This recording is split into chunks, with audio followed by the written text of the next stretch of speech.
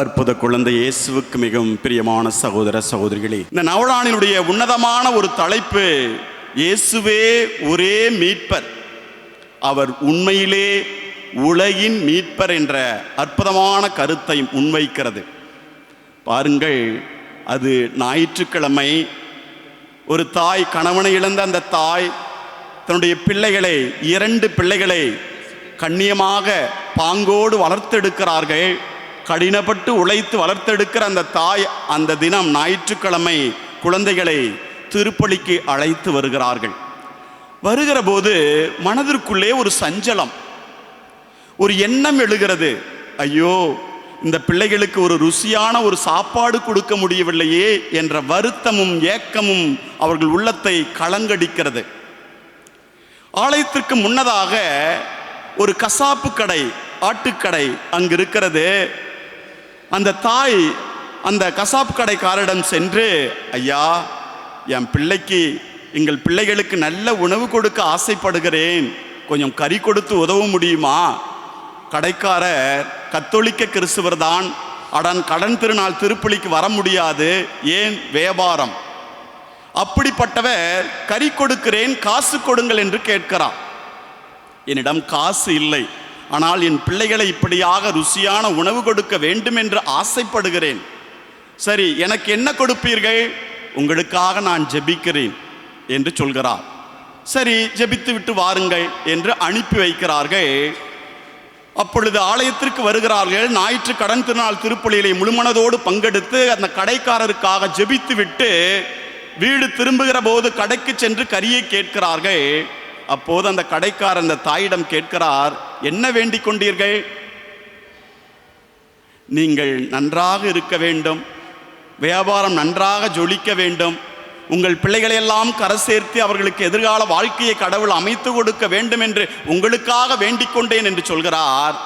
அப்போது அந்த கடைக்காரர் ஒரு வெள்ளைத்தாளை கொடுத்து, நோட்டிலிருந்து ஒரு வெள்ளைத்தாளை எடுத்து கொடுத்து, இதில் எழுதி கொடுங்கள் என்று கேட்கிறார்.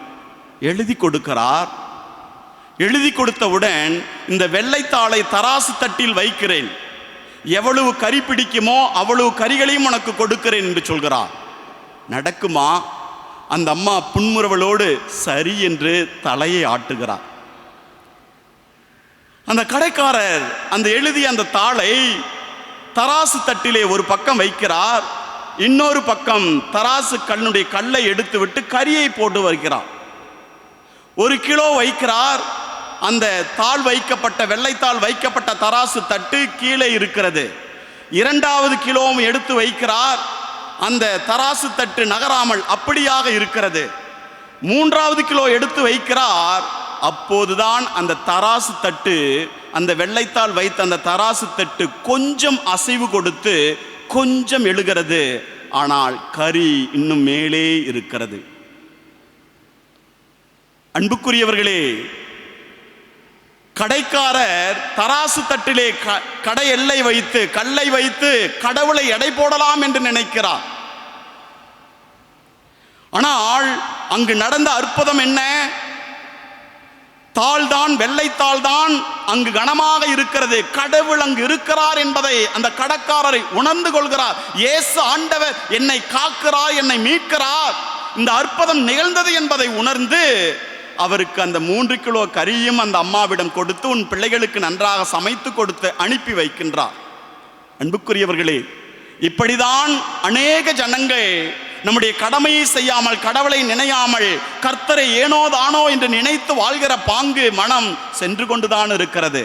பாருங்கள், பாம்புக்கு காது கிடையாது, நண்டுக்கு கழுத்து கிடையாது, மீனுக்கு இரைப்பை கிடையாது, நத்தைக்கு முடி கிடையாது. இதையெல்லாம் கொண்டிருக்கிற மனிதன் சரி கிடையாது.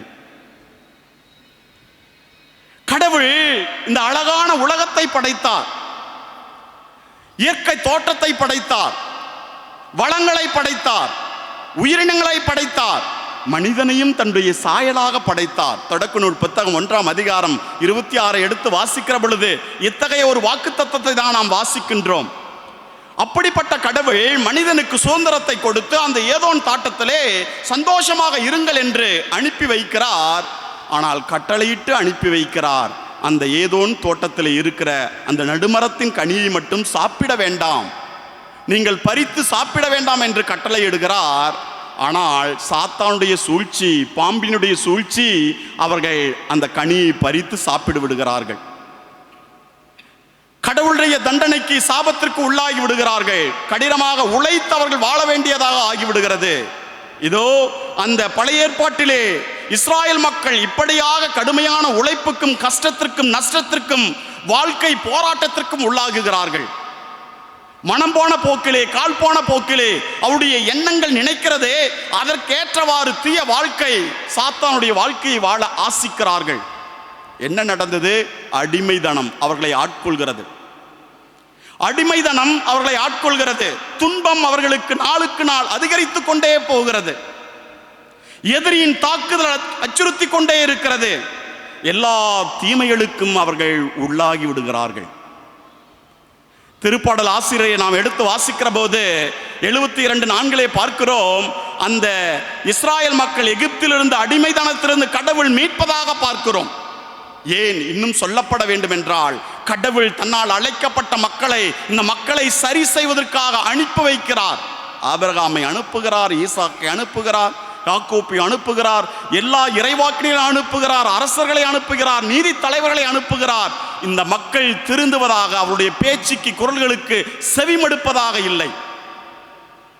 அவர்கள் மனமெல்லாம் எப்படியா ஆகிவிட்டது என்றால், படைத்த தெய்வத்தை மறந்து போய்விட்டார்கள். வேற்றொரு தெய்வத்தை வழிபட ஆரம்பித்து விட்டார்கள். ஆசைக்கும் பேராசைக்கும் உள்ளாகி விட்டார்களே.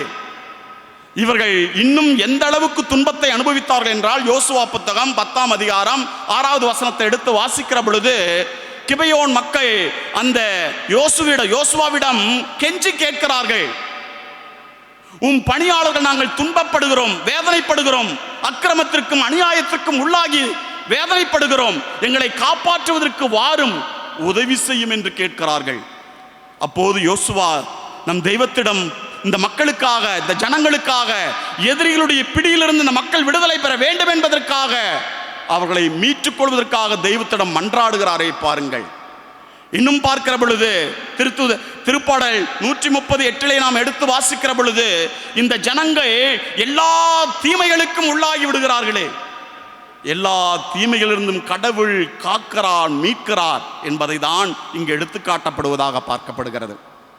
அன்புக்குரியவர்களே, பழைய ஏற்பாட்டு புத்தகத்திலே இந்த மீட்பு என்ற அந்த வார்த்தை எப்படியாக வெளிப்படுகிறது? கடவுளிடமிருந்து அந்த மீட்பு வெளிப்படுகிறது. கடவுளிடமிருந்து அந்த மீட்பு செயல் வெளிப்படுகிறது. இந்த இஸ்ராயல் மக்களை, இந்த ஜனங்களை மீட்க வேண்டும், காக்க வேண்டும், விடுவிக்க வேண்டும். அவருடைய அடிமைதனத்திலிருந்து, அவருடைய துன்பங்களிலிருந்து, எதிரியின் தாக்குதலிருந்து, தீய சக்திகளிலிருந்து அவர்களை விடுவிக்க வேண்டும் என்பதுதான் கடவுளுடைய விருப்பமாக இருக்கிறது. ஆனால் தொடர்ந்த ஜனங்கள் பாவத்திற்கும், பாவ சூழ்நிலைகளுக்கும், தீமைகளுக்கும், தீய செயல்களுக்கும் உள்ளாகி போய் தன்னுடைய சுயநலத்தால் அவர்கள் நாளுக்கு நாள் அழிந்து கொண்டே சென்று கொண்டிருக்கிறார்கள்.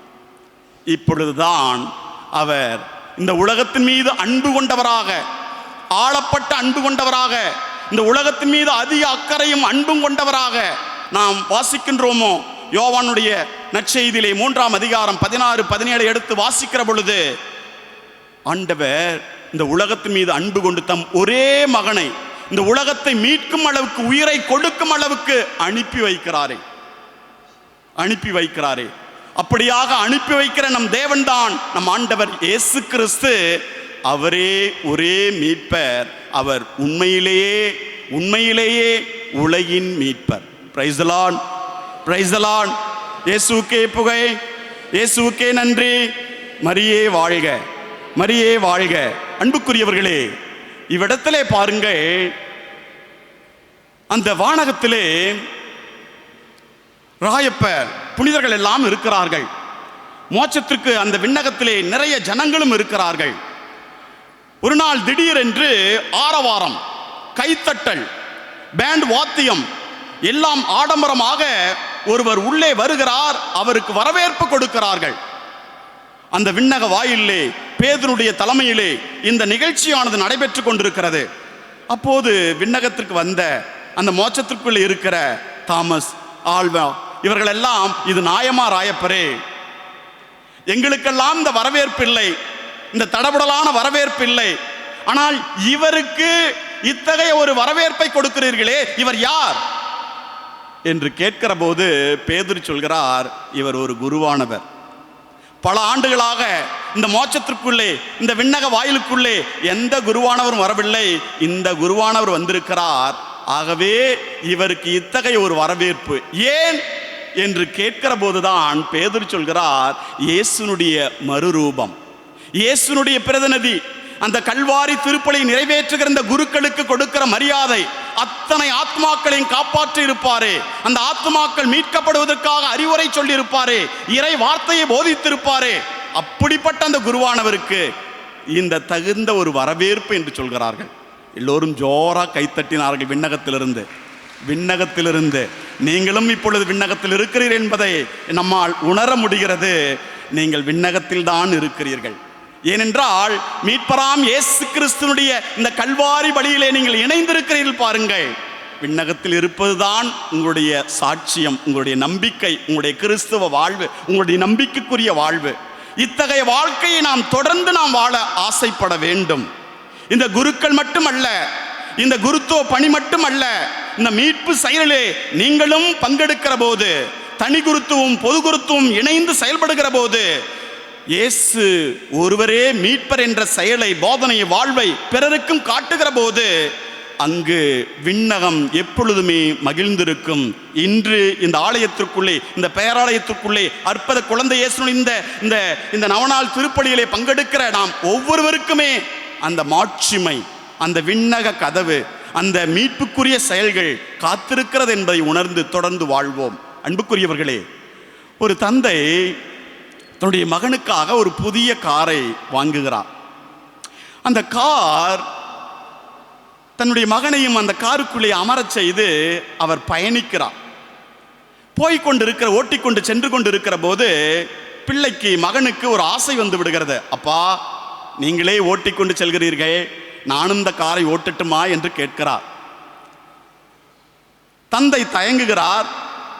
இது சரியா, முறையா, இவன் சரியாக ஓட்டுவானா, ஏதாவது ஆகிவிடுமா என்ற ஒரு சஞ்சலத்தோடு தான் சரிப்பா என்று ஏற்றுக்கொண்டு அவரை, மகனை புதிய காரை ஓட்ட உட்கார வைக்கிறார். அவனும் ஓட்டுகிறான். அந்த கார் பயணிக்கிறது. கொஞ்சம் தூரம் மெதுவாக ஓட்டிக்கொண்டு செல்கிறான். நன்றாக ஓட்டுகிறேன் என்று அவனுக்குள்ளே ஒரு திருப்தி வந்து விடுகிறது. இன்னும் கொஞ்சம் வேகமாக அடுத்த கீரிலே அவன் காரை வேகமாக ஓட்டுகிறான். நல்ல ரோடு, வேகமாக போய்கொண்டிருக்கிற போதே அந்த மகன் ஓட்டி கொண்டிருந்த போது திடீரென்று ஒருவர் குறுக்கே வந்து விடுகிறார். இவன் கவனிக்கவில்லை. அவர் மீது மோதி அவர் கீழே விழுந்து விடுகிறார். துடித்து போய் பதறி போய் காரை நிறுத்திவிட்டு மகனும் அப்பாவும் கீழே இறங்கி வந்து பார்க்கிறார்கள். அவர் இறந்து போய் விடுகிறார். இறந்தவரை என்ன செய்வது என்று தெரியாமல் அந்த தந்தை வேதனைப்படுகிறார், அவஸ்தைப்படுகிறார். தன் மகனிடம் இருந்த அந்த கார் சாவியை வாங்கி கொண்டு, நான் தான் கார் ஓட்டினேன், இப்பொழுது காவல்துறையினர் வந்து விடுவார்கள், என்னை கைது செய்வார்கள், சிறையில் அடைப்பார்கள், சிறை தண்டனை நான் அனுபவிக்க வேண்டும் என்று சொல்லி அவரிடம் இருந்து அந்த காரை வாங்கிக் கொள்கிறார். நீ கார் ஓட்டவில்லை, இவரை நீ கொலை செய்யவில்லை, நான் தான் செய்தேன் என்று சொல்லி அந்த காருடைய கவரை, அந்த காருடைய கீயை வாங்கி கொண்டு அவர் கைதியாகி சிறையிலே அடைக்கப்படுகிறார். சிறை வாசத்தை அனுபவித்து விட்டு 20 ஆண்டு கழித்து வெளியே வருகிறார். மகன் தாடியோடு அப்பாவை பார்க்க வருகிறார். என்னை மன்னித்து விடுங்கள் அப்பா, என்னை மன்னித்து விடுங்கள், உங்களுடைய பேச்சை இனிமே நான் தட்ட மாட்டேன், நீங்கள் சொல்வதை அப்படியாக நான் கேட்பேன், நான் உங்களுடைய பேச்சை கேட்டிருந்தேன் என்றால் இப்படியான உங்களுக்கு சிறை தண்டனை கொடுத்திருக்க மாட்டேன் என்று மனவேதனையோடு நொந்து அவர் அந்த தந்தையிடம் மன்னிப்பு கேட்கிறார். எசாயா புத்தகம் 53ஆம் அதிகாரம் 4-5 எடுத்து நாம் வாசிக்கிற பொழுது, மெய்யாகவே அவர் நம் பிணிகளை தாங்கிக் கொண்டார், நம் துன்பங்களை சுமந்து கொண்டார், அவரோ நம் குற்றங்களுக்காக காயமடைந்தார், நம் தீய செயல்களுக்காக நொறுக்கப்பட்டார். Praise the Lord, praise the Lord. Yesu ஆண்டவர் இந்த உலக மக்களை மீட்பதற்காக, காப்பதற்காக, விடுதலை கொடுப்பதற்காக, எல்லாவித சகல நன்மையும் புரிவதற்காக அவர் இந்த பாடுகளை, இந்த துன்பங்களை அவர் ஏற்றுக்கொள்கிறார். இந்த மகனை இந்த தந்தை மீட்டது போல இதோ இந்த உலக மக்களை, உங்களையும் என்னையும் மீட்பதற்காக அவர் பாடுகளை ஏற்றி ரத்தம் சிந்தி சிலுவையை சுமந்து அந்த சிலுவையிலே மரித்து நம்ம எல்லாம் காத்து கொண்டிருக்கிறார். இதைதான் இன்றைய வாசக பகுதியில், நற்செய்தி வாசகத்தை நாம் வாசிக்க கேட்டோமே. ஒரு அற்புதமான ஒரு பகுதி, எனக்கு பிடித்தமான ஒரு பகுதி. அந்த சமாரிய பெண்ணை இயேசு சந்திக்க வருகிறார். சமாரிய பெண்ணை சந்திப்பது என்பது அவ்வளவு சாத்தியம் அல்ல. ஏனென்றால் யூதர்கள் சமாரிய பெண்ணை சந்திக்க கூடாது, அவர்களிடம் பேசக்கூடாது. அதைவிட ஒரு மகத்துவம் இங்கே அமைந்திருக்கிறது. இயேசு பெண்களிடம் வந்து நின்று பேசுவது. ஏனென்றால் பெண்களிடம் அப்போது யாரும் பேசவே கூடாது. பெண்கள் தலை நிமிர்ந்து யாரையும் பார்க்கவே கூடாது. பெண்களுக்கான அந்த சலுகை உரிமைகள் இல்லாமல் இருக்கிறது. அப்படிதான் இந்த சமாரிய பெண்ணும் அங்கே இயேசுவை சந்திக்கிறார். இயேசு அந்த சமாரிய பெண்ணோடு உரையாடுகிறார். அவருடைய நாணமிக்க கேள்விகளை பார்த்து அவர் உள்ளுருவி ஊடுருவப்படுகிறார், மனமாற்றம் அடைகிறார், தூய்மையாக்கப்படுகிறார். எந்த அளவுக்கு என்றால், பாவ வாழ்வில் வாழ்ந்தேன், அந்த பாவ வாழ்வு என்பது உன்னுடைய கணவனை அழைத்து வாரும் என்று கூப்பிடுகிற போது, எனக்கு கணவன் இல்லையே, உமக்கு 5 கணவர்கள் இருந்தார்கள், இப்பொழுது இருக்கிற கணவனை அழைத்து வா என்றால், அவருடைய வாழ்க்கை தாறுமாறான வாழ்க்கையாக, பாவ வாழ்க்கையாக வாழ்ந்திருக்கிறது. பாவ வாழ்க்கை, பழைய வாழ்க்கை, அங்கு அந்த சமுதாயத்திலே பாகுபாடோடு வாழ்ந்த வாழ்க்கை, சமய உரிமையை கூட தட்டி பறிக்கிற அந்த வாழ்க்கை. அந்த பெண்மணி இன்னும் சமூகத்திலே ஓரங்கட்டப்பட்டவராக, ஒடுக்கப்பட்டவராக, இன்னுமாக தள்ளி வைக்கப்பட்டவராக வாழ்க்கை அவர் வாழ்ந்து கொண்டிருக்கிறார். அப்படிப்பட்ட அந்த பெண்மணியை ஆண்டவர் இயேசு சந்திக்கிறார். சந்தித்த போது அவரிடம் தூய்மை இல்லை, உண்மை இல்லை, நிலை வாழ்வு என்பது என்ன என்று தெரியாமலே அந்த பெண்மணி வாழ்ந்திருக்கிறார். ஆனால் இவருடைய பேச்சும் இவருடைய கேள்வியும் இந்த நாணுமிக்க செயல்பாடுகளையும் பார்க்கிற போது அந்த பெண் இவர் மெசியா, இவர் மீட்பர், இவர் இறைவாக்கினர் என்று நம்புகிறார். ஐயா என்று மதிப்பு கொடுக்கிறார். எங்களோடு தங்கும், 2 நாட்கள் எங்களோடு வந்து தங்கும் என்று அழைப்பு விடுக்கிறார்.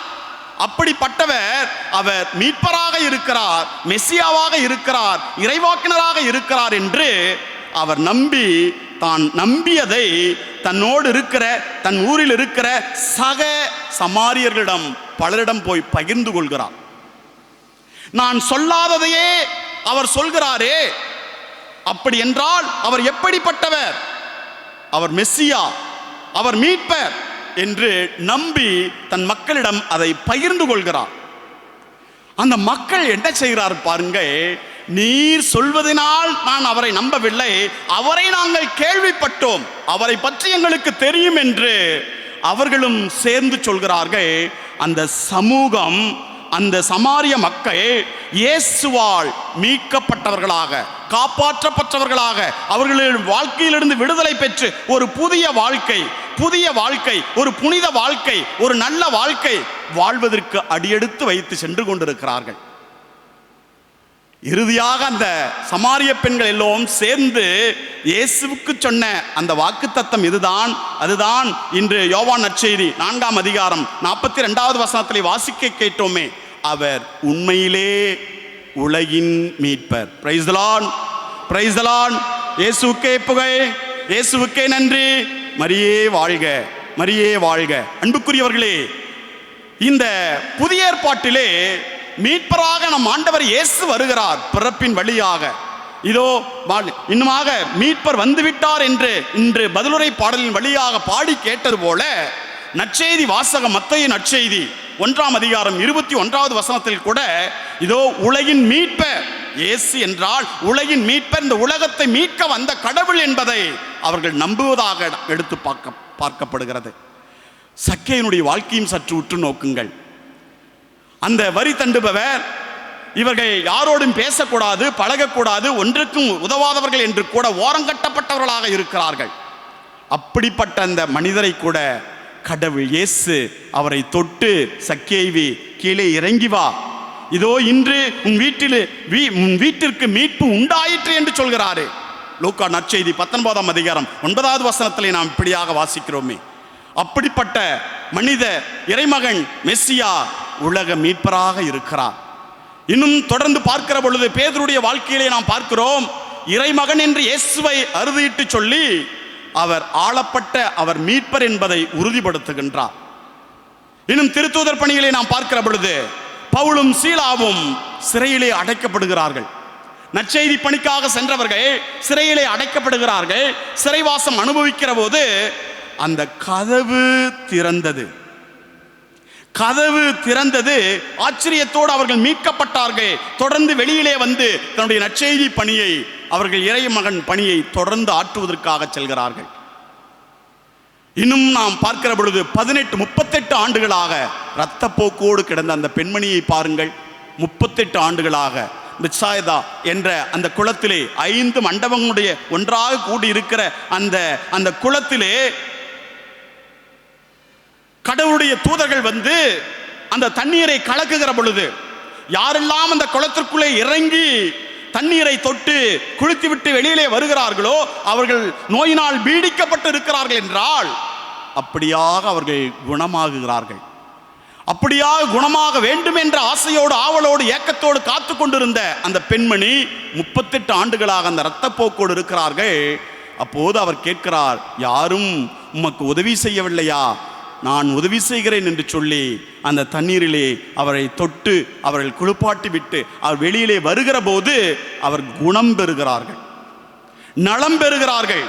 அப்படி என்றால் நோய் நொடிகளிலிருந்து அவர் மீட்பு கொடுக்கிறார், அவர்களுக்கு விடுதலை கொடுக்கிறார்.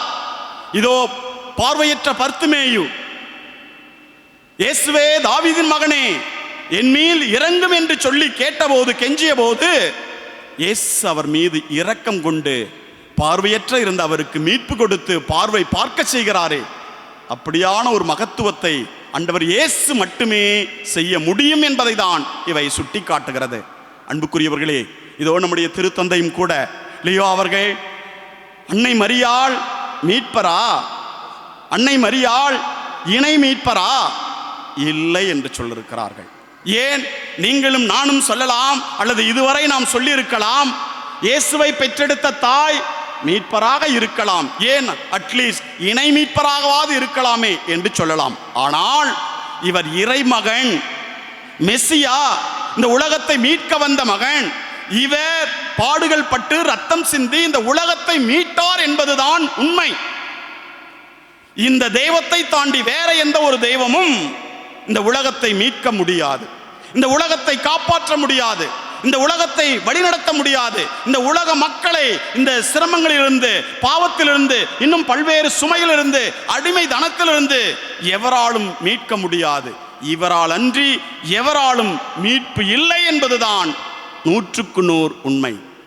பல மதங்கள் இருக்கலாம், ஏராளமான மதங்கள் இருக்கலாம், ஆனால் கடவுள் ஒருவர் மட்டும்தான் இருக்க முடியும். அன்புக்குரியவர்களே, நமக்கெல்லாம் நன்றாக தெரியும் புனித அகுஸ்தினாருடைய வாழ்வு. அவருடைய தாய் மோனிகா அம்மாள் அந்த மகனால் பட்ட பாடுகள் இவ்வளவுதான் என்று இல்லை, இவ்வளவுதான் என்று இல்லை, அவ்வளவு சிரமங்களை தன் மகனால் அந்த தாய் அனுபவித்தார்கள். ஆனால் அந்த தாய் நாள்தோறும் ஆண்டவரிடம் இந்த பிள்ளைக்காக, என் பிள்ளையினுடைய மனமாற்றத்திற்காக, இந்த பாவ வாழ்விலிருந்து அவன் தீய வாழ்விலிருந்து விடுபட்டு நல்லதொரு வாழ்க்கை, கடவுளுக்குரிய வாழ்க்கை வாழ வேண்டும் என்று ஆசித்தார்கள். கடவுளை நோக்கி ஜெபித்தார்கள். அகுஸ்தினாரிட எடுத்து வாசி என்ற அந்த வாக்கு தத்தத்தை உள்வாங்கியதின் காரணமாக அவர் மனமாற்றம் அடைகிறார். இயேசு அவர் முன்பே வந்து நிற்கிறார், நற்கரணி வடிவிலே வந்து நிற்கிறார். அவர் மாற்றம் அடைகிறார், புது வாழ்வு பெறுகிறார், மீட்படைகிறார், புது வாழ்க்கை வாழ்ந்து சிறந்த ஒரு நற்செய்தியாளராக, பணியாளராக தொடர்ந்து பணியாற்றி கொண்டிருந்தார். அன்புக்குரியவர்களே, நீங்களும் நானும் இயேசுவால் ரட்சிக்கப்பட்டவர்கள், இயேசுவால் மீட்படைந்தவர்கள்.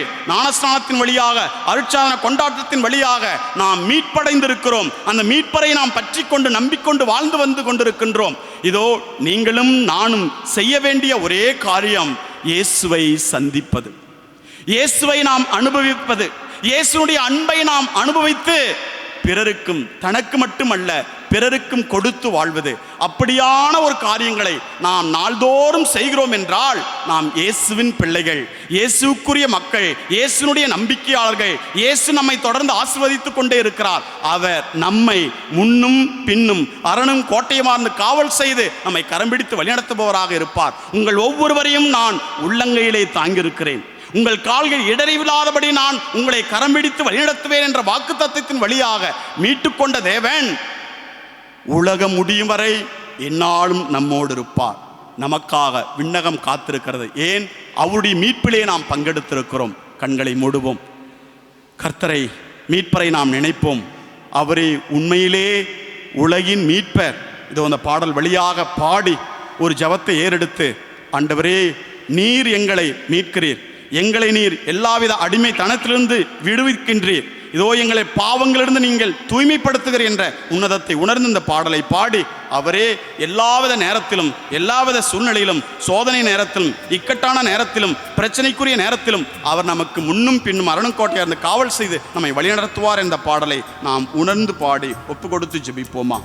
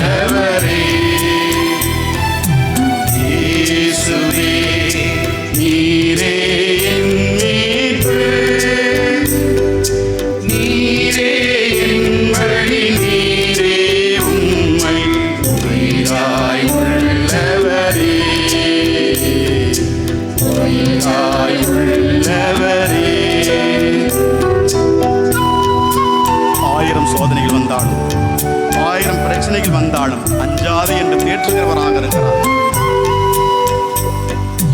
1000 சோதனை என்னை சூழ்ந்தாலும் அச்சம் எனக்கில்லையே. வீட்டில் சேர்ந்து பாடுவோம். 1000 சோதனை என்னை சூழ்ந்தாலும் அச்சம் எனக்கில்லையே, அஞ்சாதே திருவாக்கு அடியேனை தேற்றும், அடியேனை தேற்றும். இயேசுவே நீரே என் மீட்பு, நீரே என் வழி, நீரே உம்மை உயிராய் உள்ளவரே.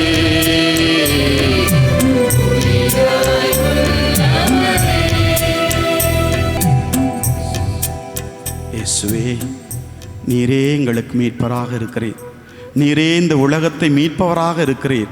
நீ உண்மையாகவே உலகின் மீட்பர், நீர் ஒரே மீட்பர், உண்மையுள்ள தெய்வமாகிய நீர் உலகம் முழுவதும் நீர் பறந்து விரிந்து இருந்து இதோ ஒவ்வொரு ஜனங்களையும் நீர் மனமாற்றம் செய்து இதோ நீர் கரம் பிடித்து வழிநடத்த உம்மை தொடர்ந்து மன்றாடுகிறோம். ஏசு ஆண்டவர் என்றென்றும் வாழ்த்து பெறுவாராக. ஆமீன்.